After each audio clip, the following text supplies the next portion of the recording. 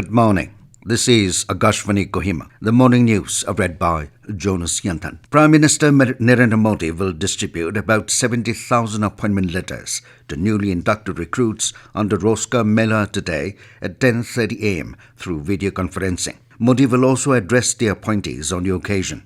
The Rozgar Mela will be held at 43 locations across the country, including Nagaland. The recruitments are taking place across central government departments as well as state governments and union territories supporting the initiative.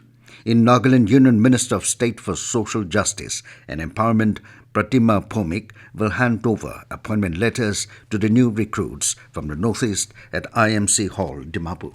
Deputy Chief Minister of Planning and Transformation, National Highways, Tia Zeliang, held a meeting with the chairman and members of the Economic Advisory Council to the Prime Minister Dr. Pipek Deproy, along with the state government officials of various departments at Kohima. The meeting discussed important issues and challenges being faced by the state while implementing centrally sponsored schemes. In his opening remarks, Zeliang said the frequent change in the centrally sponsored schemes guidelines is causing inordinate delay for the state to implement various schemes and difficult to keep up with the changes in the guidelines.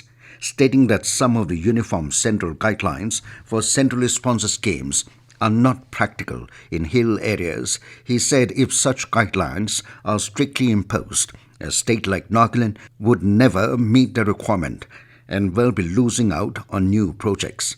Zeliang also requested the chairman of Economic Advisory Council to consider separate fund allocation to meet the requirement of the state share for CSSS.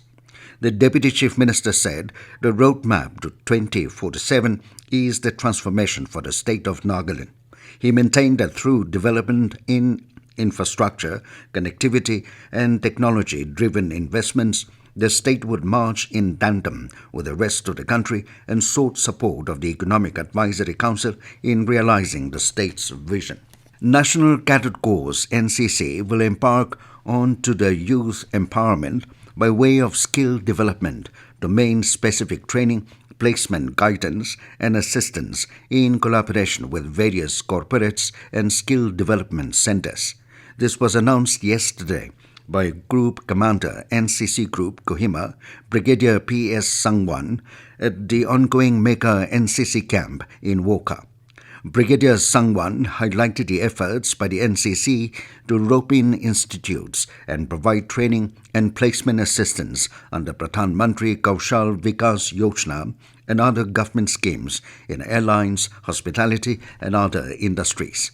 The group commander also informed the cadets about the tie-up with ITC hotels to select, train and employ NCC cadets under We Shield Loss Prevention Training Program.